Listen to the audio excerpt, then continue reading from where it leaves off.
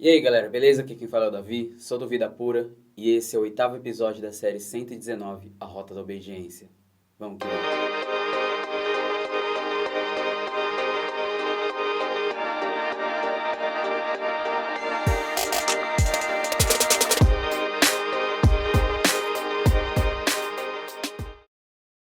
Bom, chegamos a 2 meses de 119, A Rota da Obediência. Glória a Deus pela sua vida, você que tem trilhado essa trajetória com a gente de entendimento e aprofundamento nesse que é um elemento crucial na vida de um verdadeiro filho de Deus, na vida de um verdadeiro salvo, e que tem sido tão pouco abordado nessa nossa geração, a obediência. A série 119, A Rota da Obediência, é mais um trabalho do Ministério Vida Pura, que busca não desistir da santidade em meio à guerra mais difícil de nossas vidas, a guerra contra nós mesmos e contra os desejos da nossa carne, que lutam constantemente contra o nosso espírito, dia após dia, sem descansar. Por isso, não se amedronte ou fique arrumando desculpas para arregar nessa luta por santidade. Não seja covarde, pois Deus não nos deu espírito de covardia, mas de poder, amor e de equilíbrio, 2 Timóteo 1,7. Os verdadeiros filhos de Deus não são covardes. Se você fica enfiando na tua cabeça essa ideiazinha fraca de que você já tentou de tudo na luta contra a imoralidade sexual na tua vida, entenda uma coisa. Hebreus 12, do 1 ao 4 diz: Portanto, também nós, uma vez que estamos rodeados por tão grande nuvem de testemunhas, livremo-nos de tudo que nos atrapalha e do pecado que nos envolve, e corramos com perseverança a corrida que nos é proposta, tendo os olhos fitos em Jesus, autor e consumador da nossa fé. Ele, pela alegria que lhe fora proposta, suportou a cruz, desprezando a vergonha, e assentou-se à direita do trono de Deus. Pensem bem naquele que suportou tal oposição dos pecadores contra si mesmo, para que vocês não se cansem nem desanimem.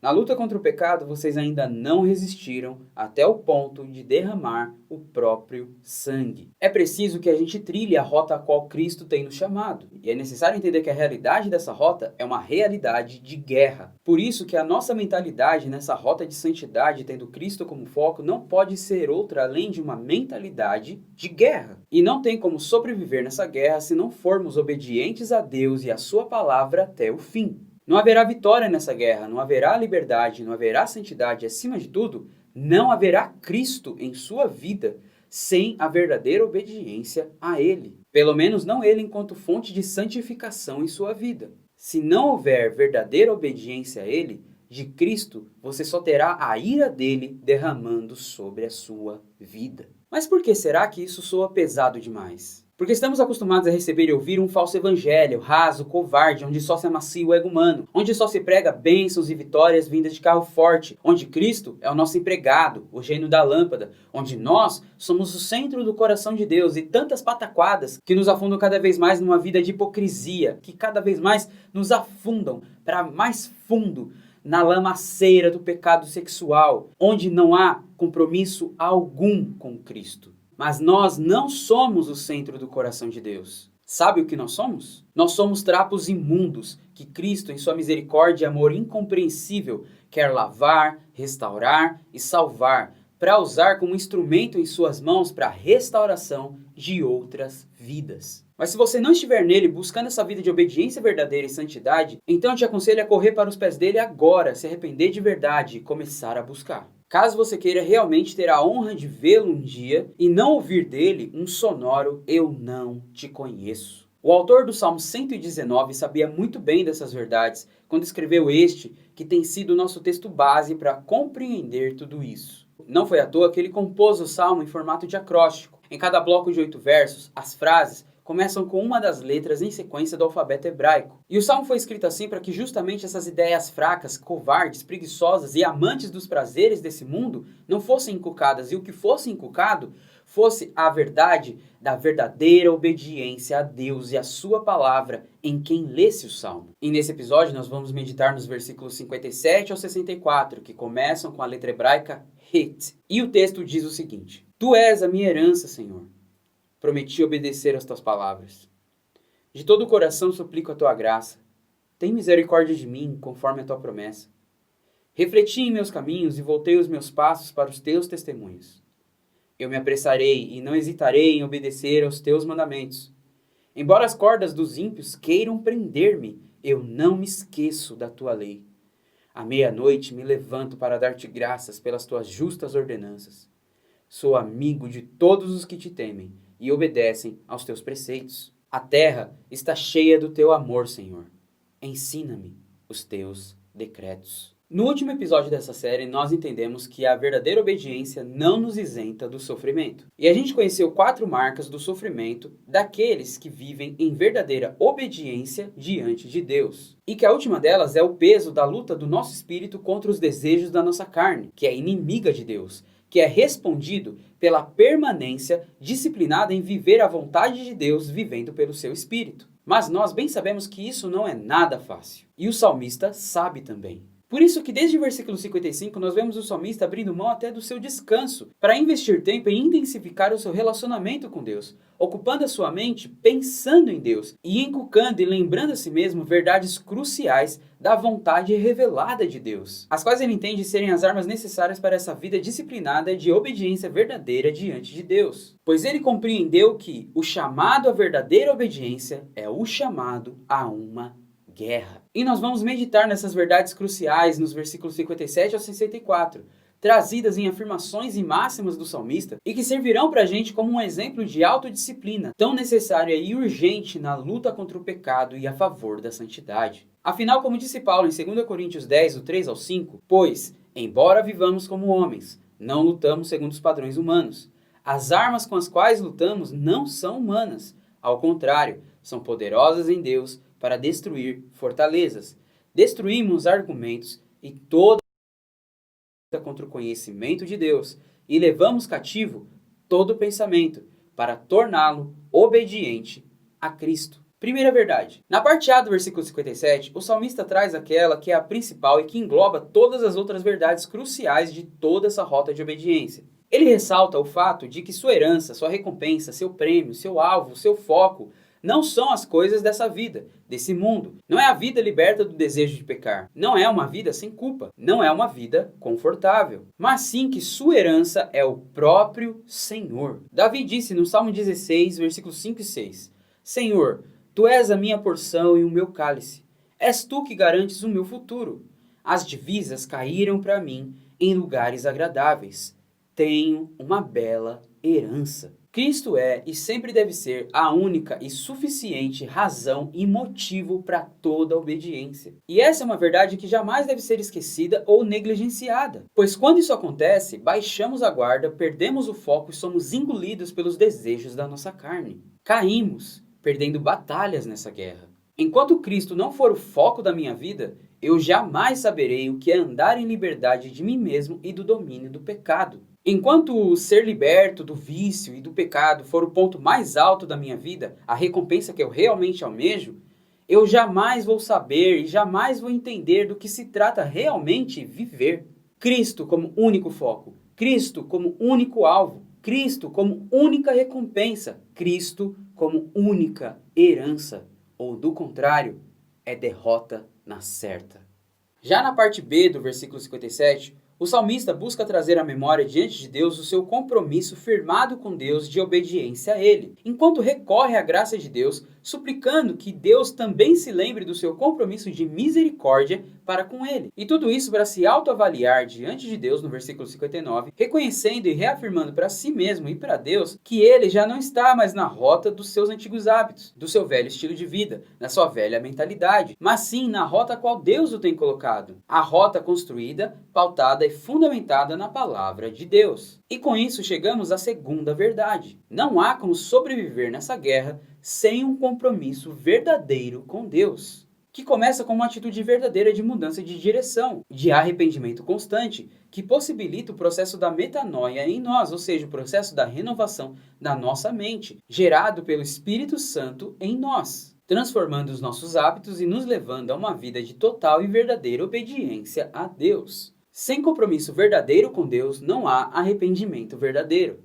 Sem arrependimento verdadeiro, não há metanoia.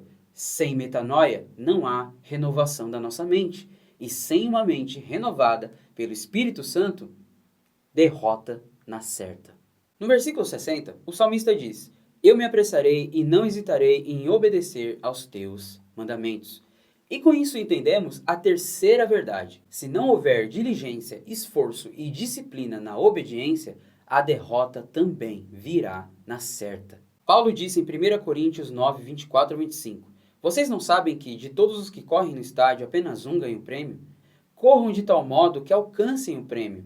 Todos os que competem nos jogos se submetem a um treinamento rigoroso, para obter uma coroa que logo perece, mas nós o fazemos para ganhar uma coroa que dura para sempre. A gente tem que parar de ficar dando desculpas para a nossa preguiça. Parar de inventar desculpas para o nosso desejo de se melecar no pecado. Parar de fingir uma coisa que não somos para continuar no posto que ocupamos na igreja, enquanto o pecado sexual, como um câncer, está corroendo o nosso ser, destruindo o nosso ser, acabando com todas as possibilidades da construção do caráter de Cristo em nós. Parar de lembrar de santidade só quando essa palavra aparece nas letras das músicas que tocamos ou cantamos na igreja, enquanto que no vocabulário da nossa vida prática, ela não aparece nem na contracapa. Parar de brincar com aquilo que é puro, que é santo, com o nome de Cristo, ostentando o título de cristãos, quando na verdade Cristo jamais sentou no trono do nosso coração. Assim, como diz o Espírito Santo, hoje, se vocês ouvirem a sua voz, não endureçam o coração,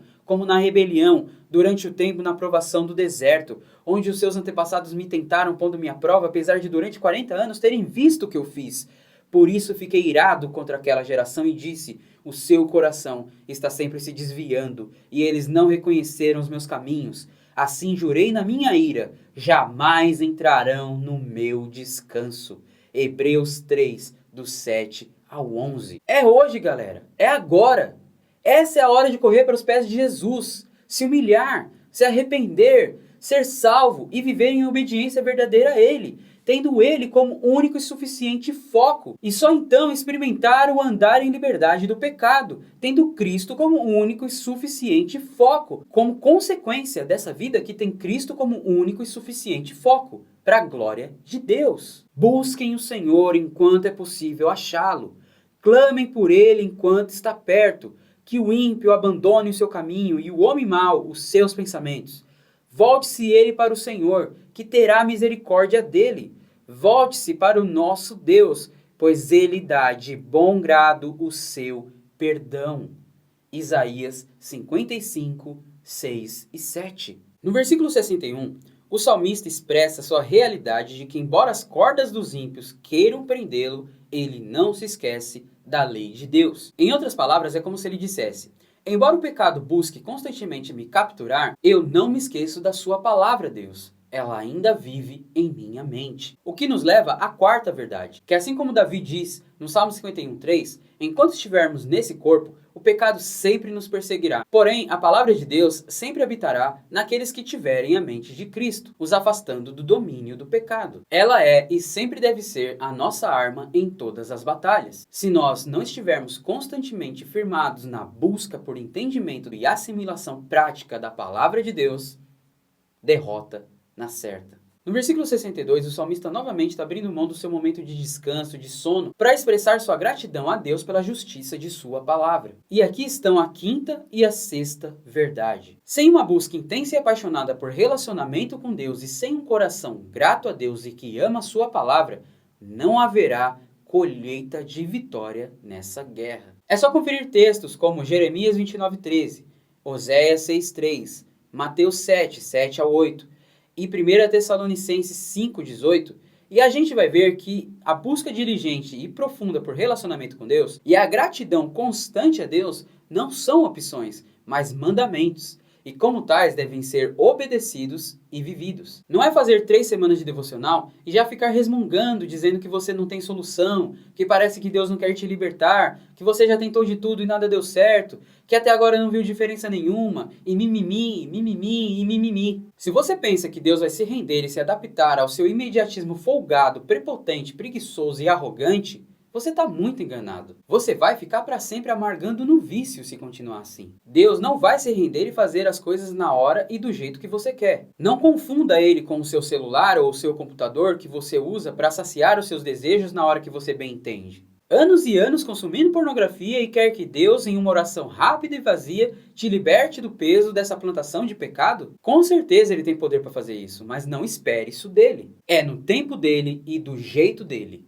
Então, busque-o enquanto ele está te dando essa chance e sem reclamar. No versículo 63, o salmista diz ser amigo dos que temem a Deus e o obedecem. E com isso, ele traz à tona a sétima verdade. Fuja de todo e qualquer mínimo rastro de comunhão com aquilo que é contrário ao temor e à obediência verdadeira a Deus. Ou do contrário, você vai cair. Então quer dizer que eu não posso ter amizade com alguém que não seja cristão? Não, não é isso. Você pode conviver com pessoas que não conhecem ou não vivem o evangelho.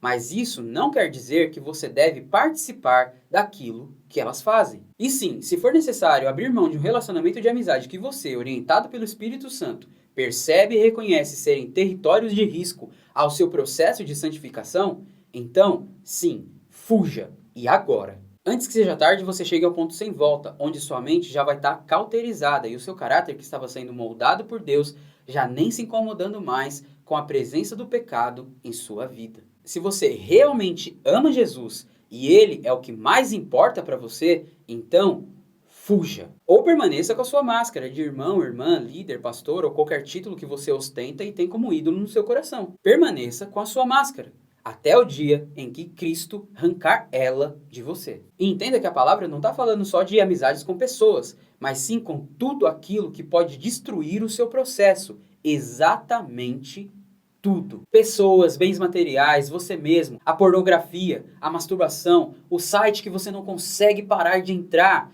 o seu namorado, a sua namorada, com quem você não tem relações ainda, ou até já tem e segue o bonde como se nada estivesse acontecendo. Séries, seu Netflix, seu Spotify, seu Insta, seu Face, suas redes sociais, seu canal no YouTube, suas visualizações, seus comentários na rede, seu emprego, seus ministérios, enfim, tantas outras coisas. Paulo disse em 1 Coríntios 15, do 33 ao 34, não se deixem enganar. As más companhias corrompem os bons costumes. Como justos, recuperem o bom senso e parem de pecar, pois alguns há que não têm conhecimento de Deus. Digo isso para a vergonha de vocês. Tiago disse em Tiago 4 que aquele que tiver amizade com o mundo tem inimizade com Deus. E Jesus disse em Mateus 10, 37 ao 39, quem ama seu pai e a sua mãe mais do que a mim, não é digno de mim. Quem ama seu filho, a sua filha, mais do que a mim, não é digno de mim. E quem não toma a sua cruz e não me segue, não é digno de mim. Quem acha a sua vida, a perderá. E quem perde a sua vida por minha causa, a encontrará. Então tem aquilo que te leva para perto de Deus como seu amigo, como sua companhia. Ou então, derrota na certa. E após meditar e reafirmar para si mesmo e para Deus todas essas coisas, o salmista fecha esse 8º bloco do Salmo 119 com uma declaração maravilhosa. A terra está cheia do teu amor, Senhor. Ensina-me os teus decretos. Ele entende e reconhece que, apesar do caos instalado pelo pecado, essa terra ainda está repleta de oportunidades de desfrutarmos e nos firmarmos no amor de Deus. E que o único caminho para isso está na rota da obediência verdadeira a Deus, a qual ele pede que Deus o ensine a viver. Por isso nós somos o Vida Pura e não desistimos da santidade, pois o amor de Deus tem nos alcançado e nos dado vida para vencermos essa guerra. E Cristo é a nossa vitória e Ele quer ser a sua também. Então, bora? Até o próximo episódio.